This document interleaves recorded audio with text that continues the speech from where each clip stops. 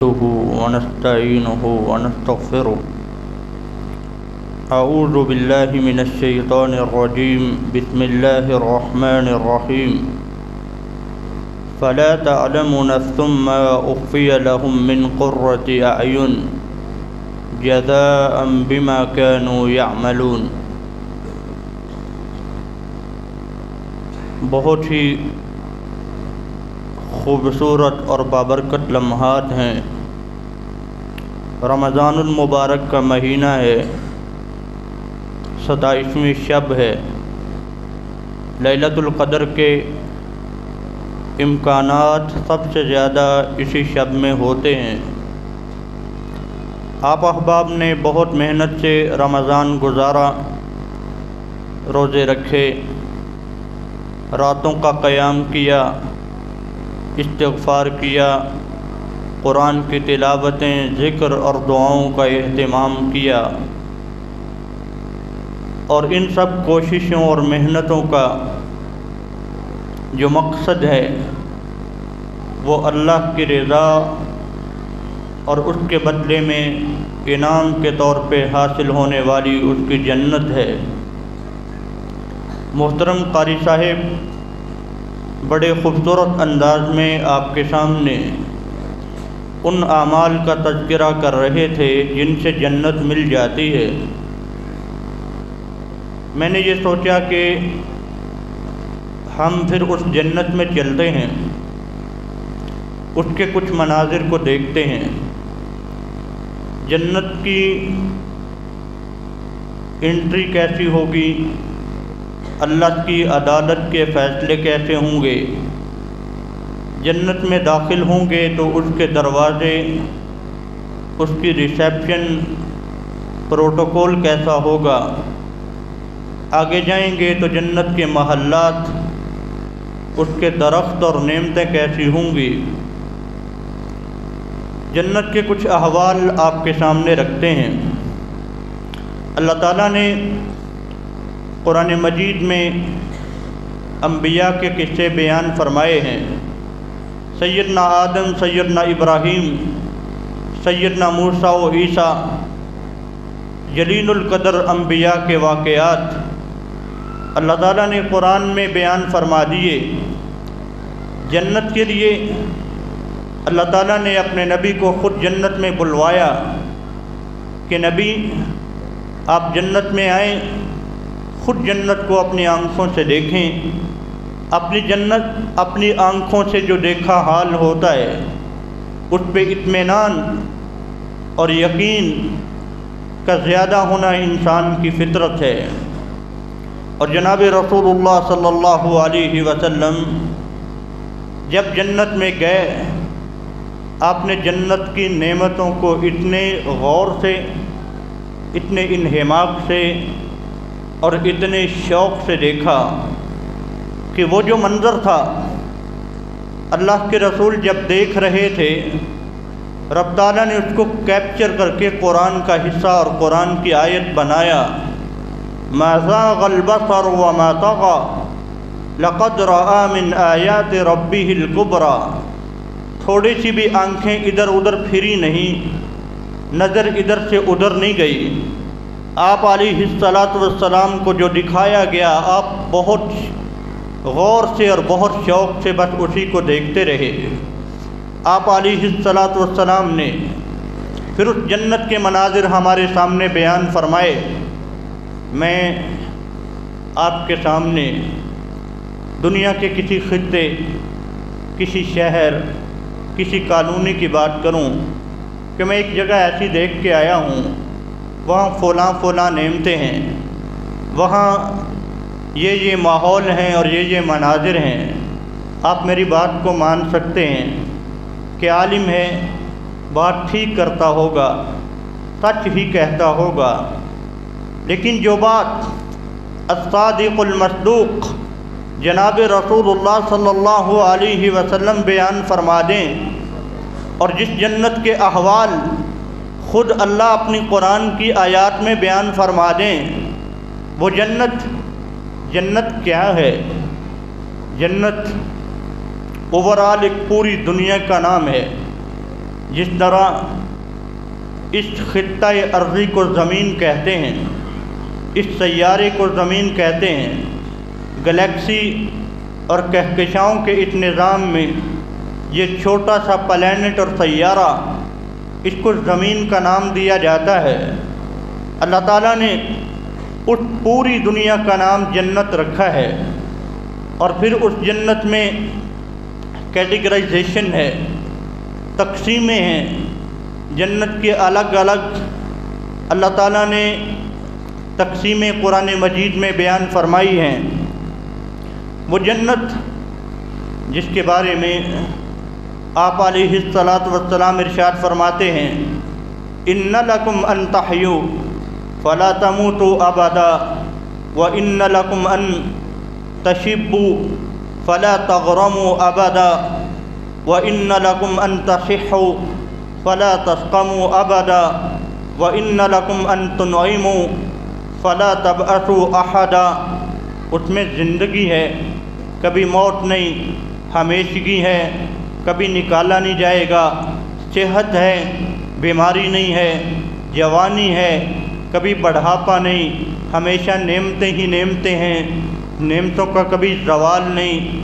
اب اللہ کی عدالت لگے گی، فیصلے ہو جائیں گے۔ یہ اہل دوزخ ہیں، یہ اہل جنت ہیں۔ اہل جنت چل پڑیں گے اللہ کی جنت کی طرف، اللہ کی جنت کی طرف جا رہے ہوں گے۔ یہ اہل جنت دو پل جن کے اوپر سے اہل جنت گزریں گے۔ پہلا پل دوزخ کے اوپر ہوگا جس کو پل صراط کہا جاتا ہے۔ وَإِن مِّنكُمْ إِلَّا وَارِدُهَا كَانَ عَلَىٰ رَبِّكَ حَتْمًا مَّقْضِيًّا۔ ہر کوئی وہاں سے گزرے گا، یہ اللہ کا فیصلہ ہے۔ دوسرا پل اس کے بعد آئے گا، وہاں کیا ہوگا؟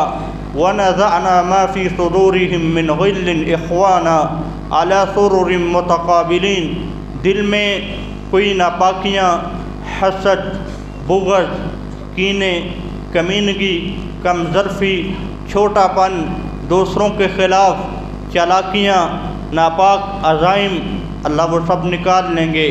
اب یہ دل صاف ستھرے، نکھرے ہوئے، عمدہ، پاکیزہ، اور یہ سارے اہل جنت، ان کے دل ایک جیسے ہوں گے، ان کی سوچ، ان کے افکار سب کے ایک جیسے ہوں گے۔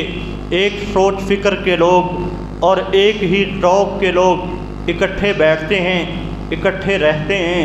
ان کا رہنا زیادہ اچھا ہوتا ہے اور ان کا رہنا زیادہ آسانی کا باعث ہوتا ہے۔ اب اللہ کی جنت میں جائیں گے تو جنت میں جانے کا ماحول کچھ اس طرح سے ہوگا کہ کیٹیگرائزیشن ہے، گروپس ہیں، وفد ہیں اور جماعتیں ہیں۔ الگ الگ گروپوں میں، الگ الگ جماعتوں میں اللہ کی جنت میں جائیں گے۔ یہ انبیاء ہیں، یہ شہداء ہیں، یہ صلحاء ہیں، یہ صحابہ ہیں، یہ فقراء ہیں، یہ نمازیں پڑھنے والے ہیں، یہ صدقات دینے والے ہیں۔ یوم نحشر المتقین الی الرحمن وفدا، یوم نحشر المتقین الی الرحمن وفدا، وسیق الذین اتقوا ربهم الی الجنۃ زمرا۔ گروہوں کی صورت میں، جماعتوں کی صورت میں، گروپوں کی صورت میں اللہ کی جنت میں لے جایا جائے گا۔ اللہ کی جنت میں جائیں گے، اور آپ علیہ الصلاۃ والسلام یہ بھی ارشاد فرماتے ہیں، اول زمرہ، وہ جو پہلا گروہ اللہ کی جنت میں جائے گا، وجوہہم کالقمر لیلۃ البدر، ان کے چہرے 14ویں کے چاند کی طرح چمکتے ہوں گے، اللہ کی جنت میں داخل ہوں گے۔ آپ علیہ الصلاۃ والسلام ارشاد فرماتے ہیں، میرے صحابہ، میں سب سے پہلا ہوں گا، انا اول من اقرأ ابواب الجنہ، میں وہ پہلا ہوں گا جو جا کے جنت کے دروازوں کو سب سے پہلے کھٹکھٹائے گا۔ لوگ آئیں گے جناب آدم کے پاس، نوح کے پاس، تمام انبیاء کے پاس، تمام ہی یہ کہیں گے کہ آج جناب رسول اللہ صلی اللہ علیہ وسلم اللہ کی جنت کا دروازہ کھٹکھٹائیں گے، اللہ کے سامنے سفارش کریں گے۔ آپ دروازہ کھٹکھٹائیں گے، دروازوں کو کھول دیا جائے گا۔ جنت کا دربان کہے گا، آپ کے بارے میں ہی بتایا گیا تھا، کوئی بھی آئے گا دروازہ نہیں کھولا جائے گا جب تک عبداللہ کا بیٹا نہ آ جائے، آمنہ کا لال نہ آ جائے، مکہ کا در یتیم نہ آ جائے، رسولوں کا خطیب نہ آ جائے، نبیوں کا امام نہ آ جائے، جب تک مہاجرین و انصار کا قائد اور مجاہد احد و بدر فاتح مکہ نہ آ جائے، تب تک دروازہ نہیں کھولا جائے گا، جب تک حسنین کریمین کا نانا نہ آ جائے تب تک دروازے کو نہیں کھولا جائے گا۔ اور آپ علیہ الصلاۃ والسلام ارشاد فرماتے ہیں کہ سب سے پہلے جنت میں داخل ہونے والے فقراء ہوں گے، غریب ہوں گے، بیچارے لوگ اور بے بس لوگ۔ ایک حدیث میں آپ علیہ الصلاۃ والسلام یہ بھی فرماتے ہیں، ایسے لوگ کہ کسی سے کوئی سوال کریں لوگ ان کو جھڑک دیں، اور کسی گروہ میں، جماعت میں، محفل میں بیٹھ کے باتیں کریں، لوگ کہیں چپ ہو جاؤ، تجھے کیا پتہ بات کیسے ہے، کسی کے گھر میں رشتہ بھیج دیں تو بات مانی نہ جائے، قبول نہ کی جائے۔ یہ فقراء جن کی پوری زندگی مشکلوں میں، تنگیوں میں، پریشانیوں میں گزری ہوگی، آپ علیہ السلام فرماتے ہیں یدخل الفقراء الجنہ قبل الاغنیاء ب500 عام، 500 سال پہلے غریب لوگ امیروں سے 500 سال پہلے اللہ کی جنت میں پہنچ چکے ہوں گے۔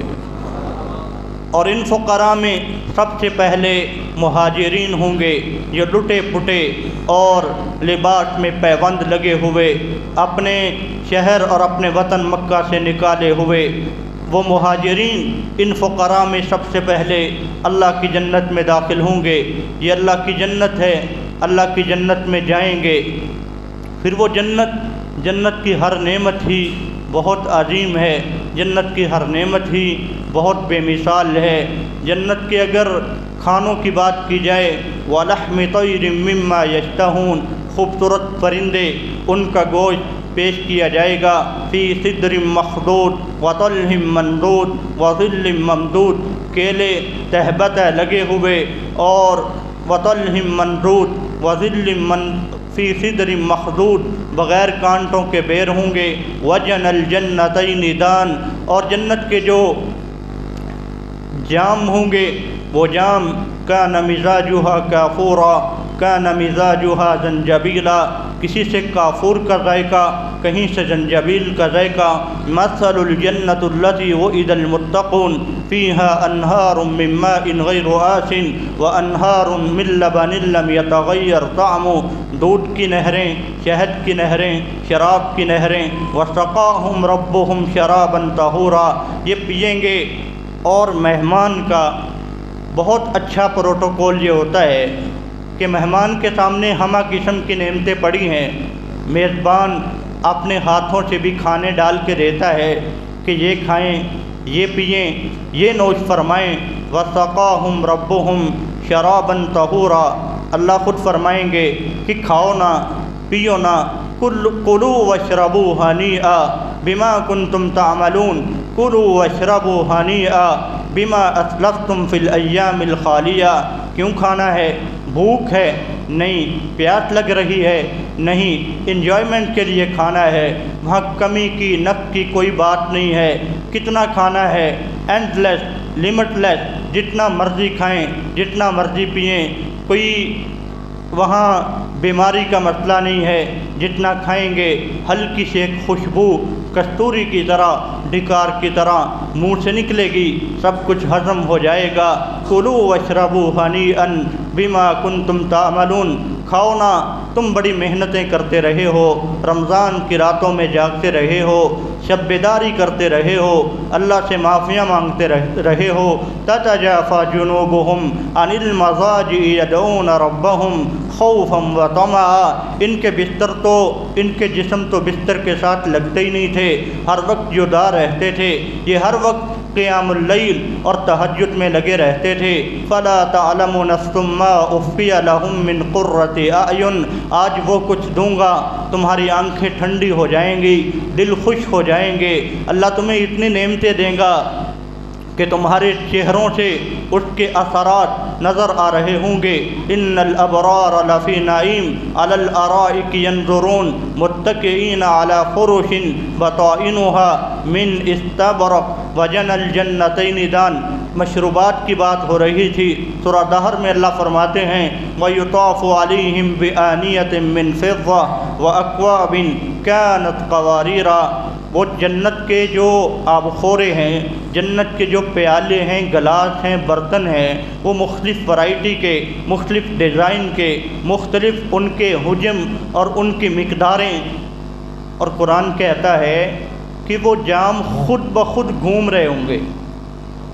آج کے دور میں تو بات سمجھ میں آتی ہے کہ کچھ چیزیں خود بخود سرکولیٹ کرتی ہیں، گھومتی ہیں، لیکن 1400 سال پہلے اس بات کو سمجھنا ذرا مشکل تھا، اور محدثین نے 5ویں صدی ہجری میں، 4تھی صدی ہجری میں اس کا یہ معنی بیان کر دیا ہے کہ واقعی ہی جنت میں جو آبخورے ہیں آٹومیٹک سسٹم سے خود ہی گھوم رہے ہوں گے۔ اور اللہ کہتے ہیں وَقَدَّرُوهَا تَقْدِيرًا، ان کی مقدار معین ہوگی اور اندازہ اللہ کی طرف سے طے شدہ ہوگا۔ اس کا کیا مطلب ہے؟ کتنی طلب ہے یا کتنا دل چاہ رہا ہے، بالکل اتنا برتن، اتنا جام، اتنا مشروب جتنا وہ اہل جنت چاہیں گے، جنتی چاہے گا، اتنی ہی مقدار میں اس کے سامنے پیش ہوگا بیٹھنے کے لیے۔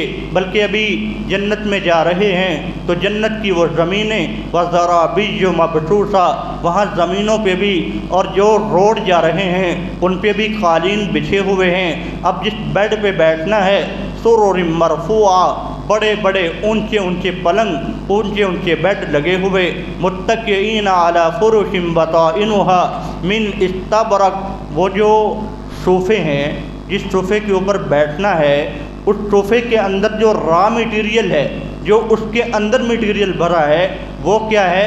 فرش بطائنها من استبرق، وہ ریشم کا ہے، اندر کا میٹیریل بتایا گیا ہے، اوپر والا نہیں بتایا گیا۔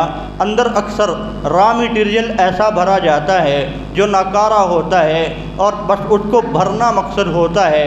وہ جو جنتیوں کے لیے صوفے ہیں ان کے اندر ریشم بھرا ہوا ہے، ان کے اوپر کی کیفیت کیا ہوگی وہ اللہ نے بیان نہیں کی۔ کتنے نرم، کتنے گوداز اور کتنی تسکین اور اطمینان دینے والے وہ اہل جنت کے بستر ہوں گے، اور اہل جنت اس پہ بیٹھیں گے تو بیٹھنے کا انداز بھی کچھ اس طرح سے ہوگا علی سرر متقابلین۔ جنت میں کوئی کسی کو پشت سے نہیں دیکھے گا، پیچھے سے نہیں دیکھے گا۔ کچھ اس طرح کی ڈیزائننگ ہے جنت کی کہ جو جس کو بھی دیکھے گا سامنے سے دیکھے گا، ہر کوئی جو نظر آئے گا وہ اس کو سامنے سے نظر آئے گا۔ جنت کی نعمتوں میں سے میرا وقت مکمل ہو رہا ہے، جنت کی بڑی بڑی نعمتوں میں سے ایک نعمت جنت، اہل جنت کے لیے بیویاں ہیں، ازواج مطہرات ہیں اور حوریں ہیں۔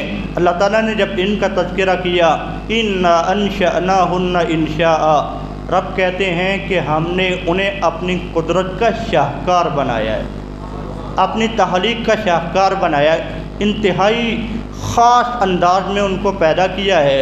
سورہ رحمان میں کبھی کسی انداز میں، کبھی کسی انداز میں اللہ ان کا تذکرہ کرتے ہیں۔ فیہن قاصرات الطرف لم یطمثہن انس قبلہم ولا جان، آنکھیں جھکی ہوئی ان میں حیا، لم یطمثہن انس قبلہم ولا جان، نہ کسی جن نے چھوا ہے نہ کسی انسان نے ہاتھ لگایا ہے۔ حور مقصورات فی الخیام، حوریں وہ خیموں میں بند ہیں، کأنہن الیاقوت والمرجان، 70 پوشاکیں پہنے ہوں گی۔ وہ جنت کے لباس کی ڈیزائننگ ہی کچھ ایسے ہوں گی، لباس ہی کچھ ایسے ہوں گے کہ 70 پوشاکیں پہنی ہوں گی، اور اس کے اندر سے جنتی کی بیوی کا گودا موتی اور جواہرات کی طرح چمکتا ہوا نظر آ رہا ہوگا۔ اور جنت کے محلات، جنت کی جو رہائشیں ہیں نا وہ 3 طرح کی ہیں، خیمے ہیں، سکن ہیں اور محلات ہیں۔ خیمے الگ ہیں، ریزیڈینشل ایریا الگ ہے، محلات الگ ہیں جہاں سیر و تفریح کے لیے جیسے ٹورسٹ جاتے ہیں، ٹور کے لیے، سیروں کے لیے صحراؤں دریاؤں کے کناروں پہ وہ خیمے الگ سے۔ وہ کیسے ہیں کسی کپڑے سے یا لیدر سے بنے ہوئے نہیں۔ صحیح بخاری میں اللہ کے رسول علیہ الصلاۃ والسلام ارشاد فرماتے ہیں کہ وہ ایک ہی موتی کو گھڑ کے ایک خیمہ بنایا گیا ہے، طولها 60 ذراعا وعرضها 70 ذراعا، اس کی لمبائی بھی 70 ہاتھ لمبی ہے اور اس کی چوڑائی بھی 70 ہاتھ لمبی ہے۔ یرا ظاہرها من باطنها ویرا باطنها من ظاہرها، اندر سے باہر کا، باہر سے اندر کا نظر آ رہا ہے۔ صرف جنتی کو نظر آئے گا، رہنے والے کو نظر آئے گا، اور اس کے علاوہ جو ریزیڈینشل ایریا ہے، جہاں رہنا ہے، جہاں بیڈ روم ہے، جہاں بیویاں ہیں، وہ الگ سے ہے، محلات الگ سے ہیں۔ یہ اللہ نے پارٹیشنیں کی ہیں، تقسیمیں کی ہیں، اور جنتی جنت میں جائے گا اس کی تسکین کے لیے، اس کی روح کی غذا کے لیے گانے کا اہتمام بھی ہوگا۔ سیدہ عائشہ رضی اللہ تعالیٰ عنہا ان الفاظ کو بھی بیان کرتی ہیں، انہیں کہیں گی نحن الراضیات فلا نسخط ابدا، نحن النائمات فلا نبعث ابدا، نحن الخلود فلا نموت ابدا، ہم ہمیشہ رہنے والی، کبھی زوال نہیں آئے گا، موت نہیں آئے گی، ہمیشہ نعمتوں میں رہیں گی، کبھی نعمتیں جائیں گی نہیں۔ یہ گانا گائیں گی، نحن خیرات حسان حبیبات لازواج کرام، ہم چنی ہوئی اللہ کی تخلیق کی شاہکار، اور اپنے معزز خاوندوں کے لیے ہمیں پیدا کیا گیا ہے، بنایا گیا ہے۔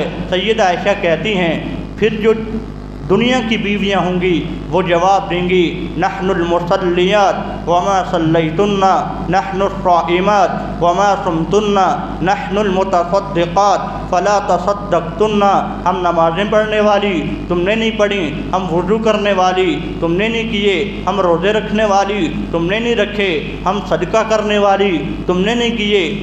سیدہ عائشہ کہتی ہیں فغلبنہن، حتیٰ کہ دنیا کی عورتیں اہل جنت وہ حوروں پہ غالب آ جائیں گی۔ ایک سوال یہ ذہن میں آتا ہے بیٹیوں اور بہنوں، ماؤں کے ذہن میں، کہ مردوں کے لیے بیان کر دیا گیا ہے، عورتوں کے لیے کیا ہوگا؟ ایک عالم دین نے اس کا بڑا خوبصورت جواب دیا ہے، توجیہ کی ہے۔